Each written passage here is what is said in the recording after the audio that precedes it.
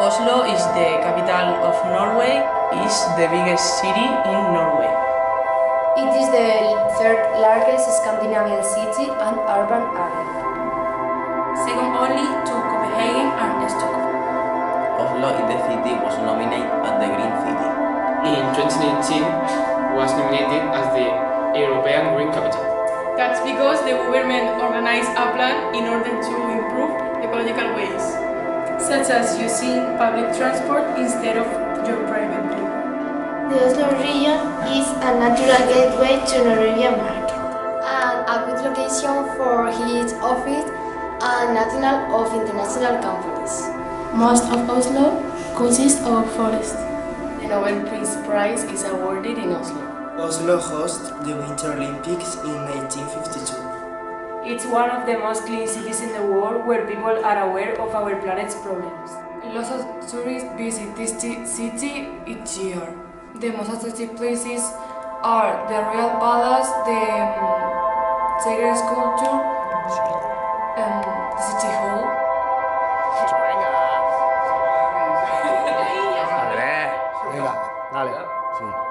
Mirans Park, the Opera House. Or the museum where you can see a version of the screen. The Norwegian Maritime Museum by the Sea and the Viking Ship Museum.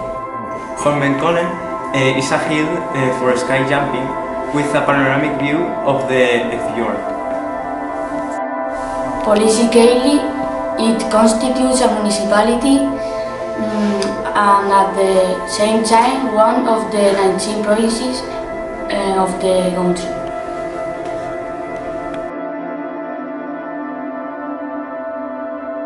Oslo was named the European Green Capital in 2019 because of multiple reasons.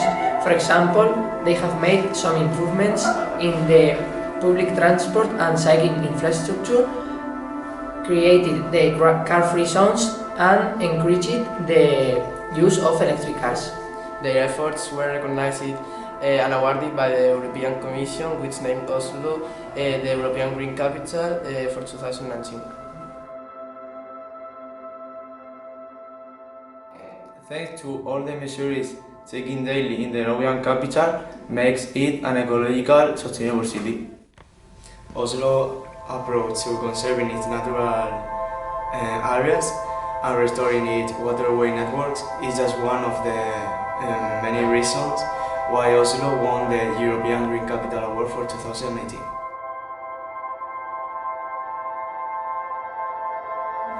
A well-developed public transportation system of underground and overground trams, trains, buses and boats gives easy to access to the city and its surrounding region, and city bikes are available throughout Oslo. It's a central Norwegian value to become a green capital, and its aim to be a fossil-free city by 2030.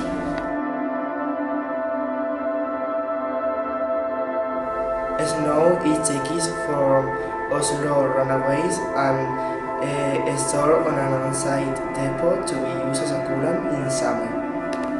The aspect won the airport the perfect sustainability rating. Oslo Airport has been built using recycled and natural materials from Scandinavian forests, which invited the Oslo terminal expansion. Not only do the terminal's walls and windows aim to make maximum use of daylight, which is quite a talent in the Scandinavian winter. In addition, natural materials such as locally sourced stone and wood from sustainably managed forests are used generously throughout the building. One way it makes the most out of local conditions is its snow-based cooling system. During winter, snow is collected and stored in a depot and covered by sawdust for insulation.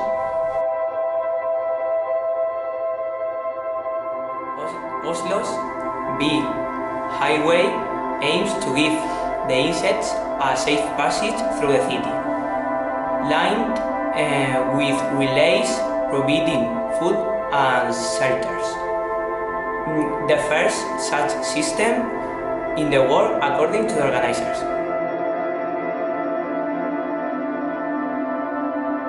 We can adopt many aspects of the Norwegian urban public transportation that improves the environmentally friendly for the near future.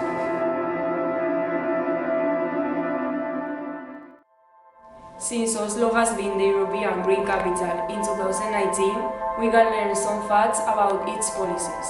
This city has adopted many actions which are related to our planet's problems.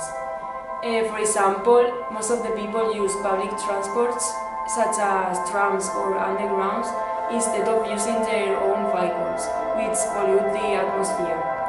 Besides, lots of people use green transports, such as bicycles or electric cars.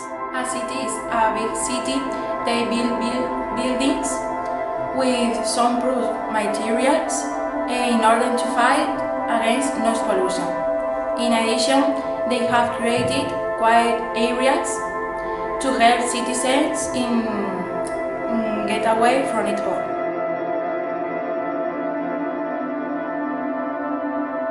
We will reduce environmental problems if we raise awareness within the students to contribute, help the planet.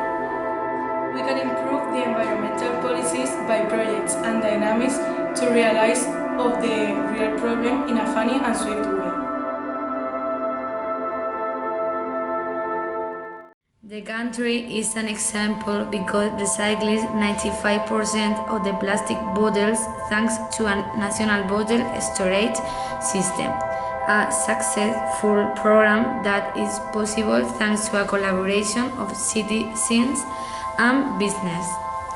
For example, in the city of Bergen, there is a system that has been in operation for years, consisting of a digitalized system of waste collection and treatment with numerous mailboxes deployed in different parts of the city, equipped with a reader to identify the user and keep the account of the time you use the service.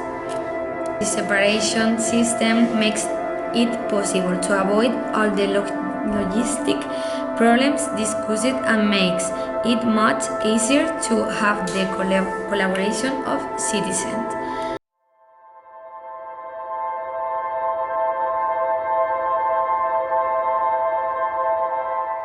Despite the fact that Oslo is a big capital and it has a lot of noise, I saw that most of the people was very conscious about noise pollution and there wasn't too much noise in the streets.